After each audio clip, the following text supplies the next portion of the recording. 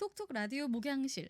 오늘도 익산 복된교회 이재정 목사님과 함께합니다. 목사님 안녕하세요. 잘 지내셨어요? 네, 목사님 일주일 어떻게 보내셨어요? 오, 눈 깜짝할 사이 지나갔어요. 진짜 빠르죠. 네.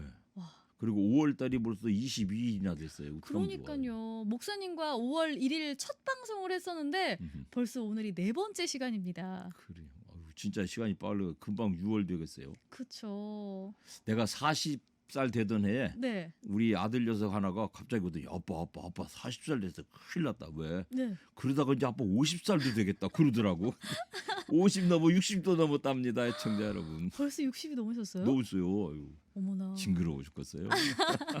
아니 그만큼 정말 시간이 너무 빠르게 지나가는 것 같아요. 그래요. 네. 참 빨라요. 네. 아마 오늘 네 번째 시간 이 톡톡 라디오 목양실 또 기다리셨던 분들 있으셨을 텐데 이번 일주일에는 참 5월이 전체적으로 기념일들이 많잖아요. 그렇죠. 근데 이번 주에는 뭐 성년의 날도 있었고 부부의 날도 있었어요. 어제가 바로 부부의 날이었는데 그렇고요. 먼저 우리 성년의 날, 우리 고등학교를 갓 졸업하고 이제 대학교 입학해서 성인이 된다는 거, 성년이 된다는 거 참 의미 있을 것 같은데요, 목사님. 그러면 우리- 양 네. 아나운서도 성년이 되셨어요? 예, 이제 막 됐다고 말하면 좋은데 성년이 언제가 됐나? 네, 목사님 이 성년이 된다는 건 어떤 의미가 있을까요? 이제 우리 이 예수 믿는 분들이 주로 어떤 사상적 근거를 전부 성경에서만 찾으려고 그러고요. 네, 또 뭐 유대인들이 대단히 위대한 민족인 줄 알고 유대인들의 전통을 굉장히 중요하게 여기는데 네, 조금 딴지를 걸고 싶고요. 네. 나는 우리 한국 사람들이 가지고 있는 전통에서도 굉장히 성경적이고 네. 하나님이 기뻐하실 만한 많은 그 시스템들이 있었다. 뭐 그런 거를 많이 공부해 봤는데요. 우리 전통적인 거에서도 좀 찾을 수 있다라는 거죠. 그렇죠. 네, 관혼상제라는 말 아, 있는 거 아시죠? 네, 관혼상제, 관이 뭐냐면 그게 송년식이에요. 관이 성년. 네. 그러니까 여자들은 비녀를 꽂고 남자들은 이제 갓을 쓰는 거예요. 네. 그게 어른 되는 거예요. 그때부터. 그때부터는 이제 부모님들이라도 갓을 쓴 송년식을 한 그러니까 예를 관예라고 그러거든요. 관예를 치른 자녀에게는 하대를 하지 않아요. 아, 얼마나 그게 젠틀해 멋진 거예요. 굉장히 멋진 거예요. 네. 관혼상제. 네. 어, 그리고 이제 결혼을 하면 네. 관 성년식 그다음에 혼 결혼식이거든요. 그쵸? 네. 이제 상제는 나중에 얘기하기로 하고요. 이제 결혼을 하면 상투를 틀어요. 음. 이게 댕기머리 길게 네. 초록동이 하고 다니다가 어른 모양을 갖추는 거예요. 근데 이제 그게 무슨 의미일까 하니까는 어른이 된다고 하는 것은 지금까지 내가 누군가의 수하에 있다가 아, 이제는 내가 책임져야 될 첫 그래. 번째 사람 배우자가 생겼다. 맞아. 책임진다는 것은 무슨 상하 관계라든지 뭐 그런 거보다는 상대방에게 무조건적 어떤 요청을 하는 것이 아니라 그 상대방의 요청 니즈에 나를 맞춰줄 만큼은 폭이 넓은 사람이 되어라 뭐 그런 메시지로 받아야 돼요. 나를 내가 맞춰줄 만큼 폭이 넓은 사람이 되어야 된다라는 게 성년이라고 좀 볼 수 있다라는 그 거죠. 이성지압 그랬거든요. 이성지압. 그러니까 네. 다른 성하고의 합일이라는 거예요. 그러니까 다른 성이라는 거 어. 나도 처음에 장가 들었을 때요. 네. 여자가 뭔지 잘 모르겠더라고. 네. 근데 이제 같이 살아야 되잖아. 그러니까 나를 맞춰줘야 밥이라도 얻어먹는 거 아니오. 네. 그러니까 이게 성숙이구나. 성수. 나 혼자 잘나서 내 멋대로 살고 부모님 슬하에 살 적에는 슬하라는 말은 이제 부모님 무릎 아래 산다 그런 뜻인데 네. 그때는 부모님들이 절대적인 객관적 기준이고 나는 거기 주로 의존돼 있는데 이제 부부는 동등 평등 관계로 만나잖아요. 그렇죠. 그렇다고 내가 막 주도권을 가지고 막 시끄러워하고 그런 거 아니에요. 그녀에게 나하고 성이 다른 그녀에게 최소한 내가 맞춰 주어야 공존이 가는 거잖아요. 그 그렇죠. 언뜻 잘못된 식민사관 일본 사람들이 나쁜 거 많이 심어줘서 그런데 우리 사대부 원래 가문에는요 여성들을 굉장히 귀중하게 여겼어요. 안방은요 네. 여자들이 차지하고 남자들은 사랑 네. 바깥에 살아요. 제- 그리고 그때의 조혼 제도도 있었고 여러 가지 이제 결혼 얘기를 다 할 수 없지만은 아내를 지칭하는 말이 지금처럼 그냥 애칭으로만 부르지 않고요. 굉장히 존중했어요. 존중. 하대를 하지 않았어요. 어. 그건 이보시오 부인 이리 네. 하시었어. 우리 사극 같은 거 그렇게 나오지 않아요. 맞아요. 그 당시에 여성들이 남자들에게 유교적 전통에서 억눌려 지냈다라고 하는 것은 그런 단편이 있을 수 있지만 조선 시대의 전체 사대부 가문에서는 여성들이 굉장히 존중받았다. 더구나 이제 그 여성을 배우자로 맞이한 남자에게 관을 세우고 상투를 틀어서 네가 혼자 사는 것이 아니고 너의 배우자와 너를 맞추어서 살아야 된다. 그런 메시지예요. 이게 관혼상제 이렇게 목사님께서 말씀을 해주셨는데 그러면 그 부부가 되고 이제 뭐 살아가는 방법이 당연히 중요하지만 그 이전에 내가 성인이 되고 성년이 된다라는 거는 또 나에게 책임감도 따르잖아요. 그리고 또 진정한 어른됨이 된다라는 게 아닐까도 싶거든요. 어른이 된다라고 하는 것은 정확하게는 연령적으로뿐 아니라 혼인에다가 방점을 뒀어요. 그 혼인하지 않으면 나이를 먹어도 상투를 못 틀어요. 그 혼인하면 상투를 나이가 어려도 틀거든요. 이제 어른 대접한다는 뜻이에요. 그 말은 다시 반복하지만은 사람에 대해서 조금 더 폭넓어져라. 사람에 대해서 배려해라. 그게 혼자 이런저런 생각 속에 드는 생각은 하나님이 배우자를 주셨는데 그 배필이라고 하는 말이 네. 돕는 자 우리 이렇게만 설교를 주로 들었잖아요. 네. 근데 그 말의 진짜 뜻은요. 나중에 그 삼례에 와서 살고 계시는 정성필 목사님이라고 그분 계신데 네. 그분 아주 그 히브리어 헬라어를 잘하는 분이에요. 이제 그분하고도 그런 얘기를 나눠본 적이 있는데 네. 돕는 자 헬퍼가 아니고 더 정확하게는 대적자예요. 반대편에 선 대안에 선 사람 그런 뜻이에요. 나와 단 이성지압이라는 말과 배우자라는 말이 정확하게 맞아요. 그 사상적 기조가. 그래서 나하고 다른 차원에 서 있는 그분을 내가 나를 깎고 맞추어서 맞춰 살도록 그게 어른되는 거라고요. 진짜 아니 이런 사연들이 있었어요. 성년의 날이 돼서 내가 이제 성인이 되었다고 하는데 책임감도 사실 생기기도 하고 어떻게 내가 앞으로 살아나가야 될지 그러한 뭔가 무게감, 뭔가의 압박감, 좋은 면도 있지만 한편으로는 좀 그런 부담감도 느낀다고 하는 이런 대학생들의 이야기들도 있었거든요. 그러면 어떻게 내가 잘 살아나가야 될지 성인으로서 그런 방법들도 혹시 있을까요, 목사님? 이게 15세 이제 학문의 뜻을 돌아 일단 이제 공부를 열심히 하는 것을 모든 성숙해가는 과정의 가장 필수 조건으로 우리가 전제해 두어야 되겠고요. 그다음에 이 시대의 젊은이들에게 정말 미안하고 이 시대의 젊은이들이 좀 불행하다고 느껴지는 거 하나는 네. 독립자존할 수 있는 사회적 기반이 너무 약한 거예요. 일테면은 나이 30을 먹어도 자기가 생활할 수 있는 독립 공간을 못 갖는 거예요. 맞아. 집도 구하기가 어려울 수도 있고 취업이 그렇죠. 잘 안 되는 경우들도 있잖아요. 그렇죠. 식솔들을 거느릴 경제적 능력이 없는 거예요. 그러니까 안타까워. 독립자존이 불가하고요. 나름대로 경제적으로 좀 축적돼 있는 부모님들께 의존돼 있어야 되니까 맞아. 참 초라한 성년이에요. 아 그러네요. 초라한 성년이다. 기성세대로서는 참 미안해요 그 점이. 음. 옛날 얘기하면은 라떼가 되는데요. 네. 제가 고등학교를 졸업할 무렵에 고등학교를 졸업하면 뭐 은행을 가든지 무슨 이제 금융기관을 가든지 그렇게 취직을 하면 얼마 되지 않아서 일가를 이룰 수 있는 경제적 능력이 확보됐어요. 너무 어렵게 말해요 목사가 이 무슨 직업병 또 하나 일러드릴까? 목사는 쉬운 거 어렵게 말하는 거예요. 그 직업병이요. 왜냐하면 쉬운 거 쉽게 말하면은 나도 아는 거 저도 알고 뭐 그렇게 생각하니까 그냥 뭐 잘난 척하느라고 어렵게 네. 말한다고 이해하시오. 네. 그랬는데 지금은 그보다 훨씬 더 많이 공부해요. 대학 졸업하고 대학원 졸업해도 맞아. 일가를 거느리기는커녕 힘들어. 자기 혼자 살기도 힘들어 진짜, 지금. 그러니까 진짜. 성년 돼도 참 과거에 가졌던 그 성년으로서의 독립 자존이 보장되지 않는 거, 이 사회적으로 조금 더 깊은 고민이 필요하다고 생각해요. 그러면 이 성년이 된다라는 거는 어느 정도의 독립 자존이 좀 돼야 된다라는 말일 수도 있을까요, 목사님? 그렇죠.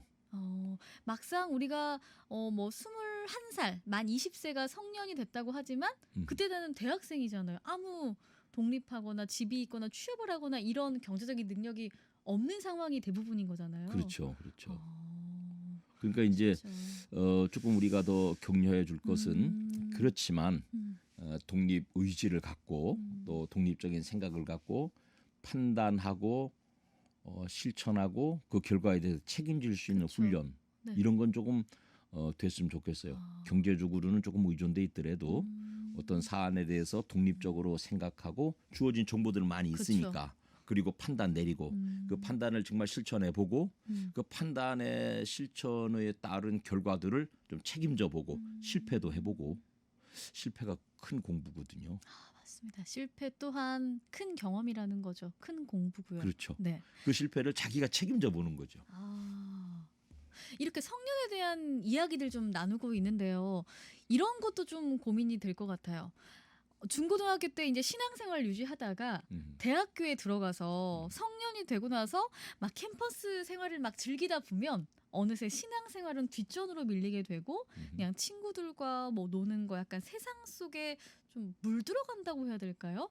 그렇게 하다 보면 어느새 나의 믿음 생활들은 좀 뒤처진다고 해야 될까요? 잘 하지 못하게 되는 경우들, 그런 좀 혼란에 빠지게 되는 경우들도 있을 것 같거든요. 먼저 그 원인이 뭔지 한번 물어주.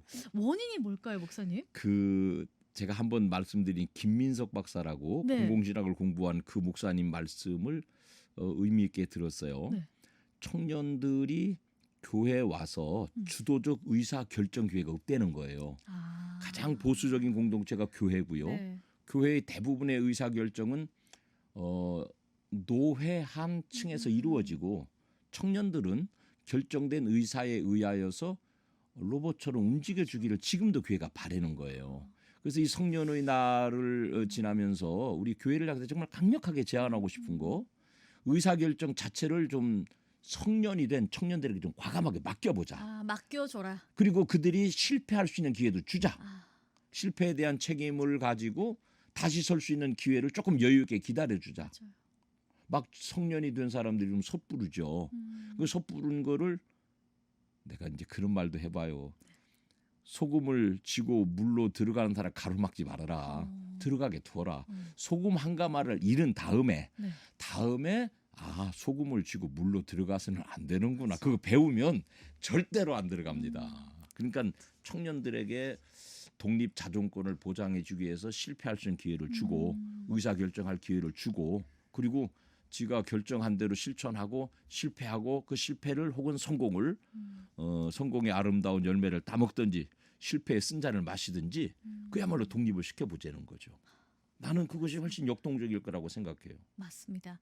사실 성년이 됐다고 하지만 미숙할 수 있어요. 음흠. 지금 우리들 또한 실패할 수 있고 그러면 당연히 틀릴 수도 있고 그러면 실수할 수도 있습니다. 그런데 그런 부분들을 받아주시라는 거죠. 있는 그대로 받아들여주고 그렇게 할 수 있게끔 지지해주고 격려해주고 그 안에서 오는 그 실패로 인한 그 경험 다음에는 또다시 안 할 수도 있죠. 그렇죠. 거기에서 오는 깨달음은 돈 주고 살 수가 없는 것 같습니다. 빙고. 네.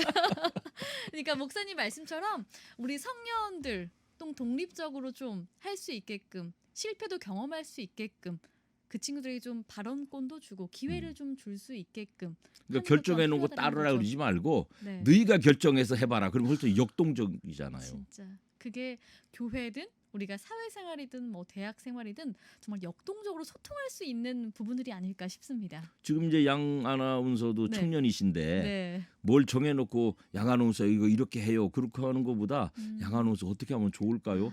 이 톡톡 라디오 목양식에 네. 뭔 주제 얘기하고 싶으세요? 네. 양 아나운서 마음대로 하세요. 그거 훨씬 더 역동적이잖아요. 맞아요. 여기 목사님 말씀에서도 느낄 수 있는 것 같아요. 어떻게 해보면 좋을까요? 어떻게 할까요? 어떻게 생각하세요? 이거에도 단어 하나에 따라서 달라질 수가 있는 것 같습니다. 그렇죠. 목사님. 그리고 혹시- 네 생각은 어때? 음, 젊은이들에게 우리가 그걸 좀 물어보면 좋겠어요. 진짜 목사님. 그리고 우리 후배 목사님들 30대 목사님들 만나면 제가 정말로 진심을 담아서 야 네가 내 선생님이야. 너 와서 나 좀 가르쳐라. 나는 자꾸 생각이 굳어져. 니들 좀 새로운 얘기 좀 들려줘. 진심으로 말해요. 그러면 아이 저 중늙으니까 오버액션아 속으로 그렇게 생각하는데 방송을 통해 다시 말씀드리겠는데요. 네. 나보다 젊은 모든 분들은 정말 내 선생님이세요. 날 좀 가르쳐 주. 목사님은 그러니까 목사님이야말로 오히려 나보다 나이가 어린 사람이라도 나보다 젊은 친구라도 그 친구들이 나의 스승이 될 수 있다. 그러면 나의 그들의 선생님이 역동성, 될 수 있다. 그들이 섣부름 이게 아, 훨씬 더 좋은 경험치를 만들어내요. 네.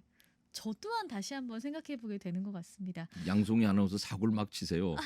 기성세대가 하지 않는 네. 좀 미안한 표현으로 기성세대가 하지 않는 짓들을 아, 막 만들어내세요. 한번 그래야 공동체가 역동성이 있습니다. 와. 우리 청년분들 아니면 부모님들 우리 들으시면서 어떤 생각 드셨나요? 아, 그래. 내 자녀들을 할 수 있게끔 음흠. 기회를 주고 지지해 줘야 되겠다. 내가 막을 게 아니라 일방적인 게 아니라 역동적으로 소통할 수 있게끔 해줘야겠다라는 생각 들지 않으셨나요?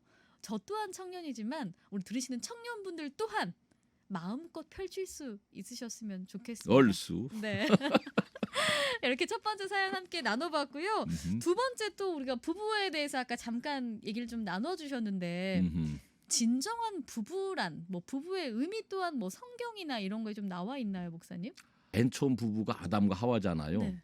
근데 이제 하나님께서 하와를 만들어서 아담에게 갖다 주시니까 하와가 혼자 돌아다니다가 뭘 따먹었더라며요. 네. 그 전화 먹고 말지 그걸 또 갖고 왔다가 네. 그냥 집안이 다 죄에 빠졌더래요. 하나님 찾아오셔서 야 아담아, 아담이 그때 어디 있었냐면은 나무꾼이를 숨어 있었어요. 너 어디 있냐? 그러니까 어이 제가 숨었어요. 왜? 미안한 표현 할게요. 쪽팔려서요. 야 너 쪽팔릴 게 뭐 있냐? 너 가만히 보니까 너 내가 시기자는지 됐구나. 너 그거 먹지 말라는 거 먹었구나. 그러니까는 어쩌다 그랬냐? 그러니까 그때 정확하게 창세기 3장 12절에 하나님이 주셔서 나와 함께 있게 하신 여자 그가 내게 줌으로 내가 먹었나이다. 네. 그러니까 손해를 가져다 준 여자잖아요. 근데 그 여자를 서술하는 정확한 말이 두 가지인데 첫째 하나님이 내게 주셨습니다. 네. 두 번째 나와 함께 있게 하셨습니다. 나는 부부가 더불어서 모든 사람들이 또 이 내가 좀 푼수가 모자라는 사람인데 푼수 모자라는 이 목사가 우리 양송이 아나운서 옆에 있는 것도요. 네. 우리에게 주는 모든 사람들은 내 기준에 맞든지 안 맞든지 또는 내게 심지어 손해를 가져다 준다 할지라도 그분을 하나님이 내게 주셨다. 그런 맞아요. 이해를 갖자고 다시 한번 강조하고 싶어요. 맞아요. 부부는 특별히 부부가 에로틱한 사랑으로 처음에 시작하지 않아요. 근데 이제 심리학에서는요 모든 세계 공통적으로 그 에로틱한 이성을 향한 감정은요 네. 유효 기간이 2년 9개월이래요. 그러면 약 2년 3년 9개월? 정도. 예. 네. 그러면은 권태기라는 거 아세요? 권태기? 권태기가 찾아온다고 하죠. 네. 우리 커플이나 부부나 연애하는 사람들에게. 그게 이제 2년 9개월이 되면 우리 뇌에서 내력적인 이성을 향한 본능적인 그 감정이 사그라진다는 거죠. falling in love 그러죠. 사랑에 네. 빠졌다. 네. 그리고 우리말로 뭐라면 눈 멀었다 그래요. 네. 눈에 콩깍지 졌다. 맞아요. 쉽게 말하면 사랑은 비정상 상태예요. 정신분석학적으로요. 그거는 정확하게 뇌에서 정신 이상으로 나와요. 사랑이 빠지는 것이. 그 제 얘기를 좀 들려드릴까요? 네, 들려주세요. 나는 목사님. 지금 사는 아내를 대학에서 만났는데요. 네. 어느 화창한 봄날 꽃피는 나무 아래서 여러 남녀 학생들이 모여가지고 이제 축제하고 무슨 네. 뭐 이제 그런 모임이 있었는데 갑자기 네. 온 세상이 깜깜하고 흑백으로 보이는데 그 여자만 칼라로 보이더라고. 그 후광이 또 비치는 건가요? 그런 거. 어머. 그게 정신 이상이지 뭐예요. 그래가지고는 그 여자를 막 죽자사자 쫓아댕게다가 지금까지 이제 밥 시켜 먹고 사는데요. 근데 그게 정상으로 돌아오는데 2년 9개월 걸린다는 거예요. 그럼 어떻게 2년 9개월 지내고 다 깨요? 그러니까 그럼 어떻게 그 이게 또 사연이 될 수 있는데 그럼 2년 9개월 정도의 그 사랑의 유효 기간이라고 한다면 그 이후에 어떻게 그 부부의 그러니까 좋은 그 관계를 2년 유지하나요? 9개월 동안의 사랑은 거의 뭐 이제 그 아브라함 마슬로는 사회학자가 인간은 욕구가 5단계로 발전합니다. 맨 처음에 생리적인 욕구, 안정감의 욕구, 그다음에 소속감의 욕구, 맞아요. 인정받고 싶은 욕구, 그리고 자아실현 욕구. 자아실현의 이게 이제 네. 언뜻 그 당이 생각이 네, 났네요. 맞아요. 근데 메슬로우. 그 에로틱한 거는 육신적인 욕구라고 제가 분석을 해봤어요. 그다음에 사랑, 소속감이나 인정받고 싶은 것은 사랑, 마음의 욕구다. 네. 그 마음이 사랑으로 통하고 이제 젊은 청춘 남녀들이 몸으로 만나고 그러는 기간 동안에 보다 차원 높은 관계로 만들어 가야죠. 영적인 연합을 이루는 하나님께서 처음에 아담을 에덴에 만들어 놓으시고 2장 18절에 창세기 사람이 독처하는 것이 좋지 못하니 내가 그를 위하여 돕는 배필을 지으리라. 독처했다고 그랬어요. 영어로 정확하게 live alone. 그 말을 조금 의역하면 고독해 보여 그렇게 말씀하시는 거예요. 왜냐하면 다 있어요. 삼남한상이 네. 뭐 사자 코끼리 다 있는데 왜 고독해 보였을까 하면 영적인 교제 대상이 없기 때문에 그랬다고 제가 혼자 열심히 생각을 해봤어요. 그러니까 부부가 만나서 사랑하고 자녀를 출산하는 모든 행위가 다 중요하지만은 그 기간 동안에 영적인 소통을 이루면 외롭지 않게 살 수 있고요. 서로가 서로를 에로틱하게 사랑하지 않다 하더라도 신뢰하고 존중하는 그러니까 에로틱한 사랑보다 훨씬 차원 높은 관계를 설정해 갈 수 있는 거죠. 영적인 소통, 상대방을 신뢰하고 존중하는 존중해 그러한 주는 거. 마음들 네. 하면 좋은 관계를 유지할 수 있다는 말씀이신 그렇죠. 거죠. 사랑은요. 네. 에로틱한 사랑은 소유예요. 소유. 근데 신뢰와 존중은 그냥 언뜻 만든 말로 기여일 거예요. 나를 너에게 주는 거. 네가 나에게 어떤 니즈를 충족시켜주는 대상으로 다가와 주길 바라는 게 아니라 내가 너에게 상대방에게 어떻게 더 충실하게 기여해 줄까? 너의 필요를 어떻게 채워줄까? 이것이 신뢰고 존중 아니겠어요? 양아나운서는 꼭 그런 신랑 만나시오. 네, 아니 여기서 진정한 그 사랑의 의미에 대해서 조금 목사님께서 풀어주신 것 같아요. 그래요. 우리가 뭔가 사랑하게 되면 소유하려고 하고 집착하려 하고 뭔가 그런 것들을 원했다면 목사님 말씀은 영적인 소통과 더불어서 이 사람을 신뢰해주고 존중해주는 그런 마음들 그게 오랫동안 부부관계를 유지할 수 있다는 방법인 거잖아요. 그렇죠. 여기에 더불어서 우리 그 황인선 목사님 얘기도 좀 해주세요, 목사님. 모범적인 부부상을 말씀드리면 전 그분이 제일 먼저 떠올라요. 오래전에 여기서 저랑 방송 진행도 몇 번 같이 하신 적이 있고 네. 그 천생연분이라는 복음송도 부르신 네, 일심동체 맞아요, 예. 그 찬양을 부르시면 참 아주 은혜롭게 부르시는데 그 이면에 이분의 부군이 21년을 병상에 계셨어요. 거의 움직이지 못하시는 뭐 식물 뭐 이렇게 표현하는데 너무 좀 사람을 향해서 쓸 말은 아니니까. 근데 21년 동안 그분을 내조하시면서 아내로서의 굉장히 중요하고 품위 있는 동성을 잘 지키시더라고요. 오랫동안 지켜보면서 참 헌신적인 부부다. 그리고 참 아름다운 아내시다. 황인선 지금 목사님 되셔서 네. 따박골인가 그 네. 언뜻 생각나는데 따박골 교회? 따박골교회던가 그 마을 이름이 그렇죠. 그 길 이름이 따박골인데 네. 그때 이제 교회를 이루시고 잘 섬겨 나가시는데 참 모범적인 가정 생활을 하셨다. 물론 본인에게는 참 그 희생과 헌신이 아픔의 세월이기도 했지만은 많은 사람들이 귀감이 되는 사례라고 소개드리고 싶어요, 정말. 그 따박골 교회 황인선 목사님의 또 이야기까지 함께 나눠주셨습니다. 오늘 톡톡 라디오 목양실 우리 청년들 뭐 성년에 대한 이야기 또 부부의 의미들 함께 나눴어요. 정말 이야기 이 시간이 모자랄 정도로 더 많은 얘기를 나누고 싶고 참 궁금해집니다. 다음에 기회가 된다면 또 이야기 나누면 좋을 것 같아요, 목사님. 그럽시다. 네, 오늘 톡톡 라디오 목양실 여러분 오늘 어떠셨어요? 목사님은 오늘 어떠셨어요? 빨리 방송 마치고 5월이 다가기 전에 네. 어디 뭐 소풍이라 한번 다녀야 되지 않을까. 뭐 진짜. 맨날 놀고 싶은 생각만 나요. 어떻게 하면 좋아. 양 아나운서는 어디 뭐 좀 야외라도 한번 다녀오셨어? 못 갔어요, 목사님. 정말 이렇게 목사님도 이 방송 때문에 또 설교하시랴 방송하시랴 되게 바쁘시잖아요. 그래도 이제 조금 연식이 되니까 시간을 여유 있게 쓰는 방법을 아는데 우리 양 아나운서처럼 일선에서 죽으라고 일만 하시는 분들이 5월이 22일째가 되도록 이 산천 경계 구경 한번 못 갔던 것은 창조주 하나님께 대한 범죄 행위가 아닐까. 제가 CBS 뒤편이 되게 아름다워요. 여기 어린이 교통공원도 있고 이렇게 잘 되어 있거든요. 거기부터 먼저 산책 한번 가봐야 되겠습니다. 그럽시다. 목사님. 어디 좀 휴가를 다녀오면 좋을 텐데. 그러니까요.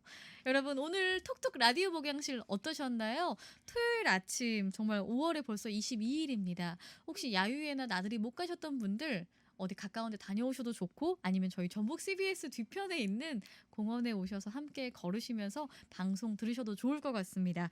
사연이나 고민 또 있으시면 댓글 달아주셔도 좋고요. 또 전북 CBS 유튜브, 전북 CBS 조이 채널을 검색하시면 목사님과 또 저의 대화들 보고 들으실 수가 있습니다. 오늘 여기서 마무리하도록 하고요.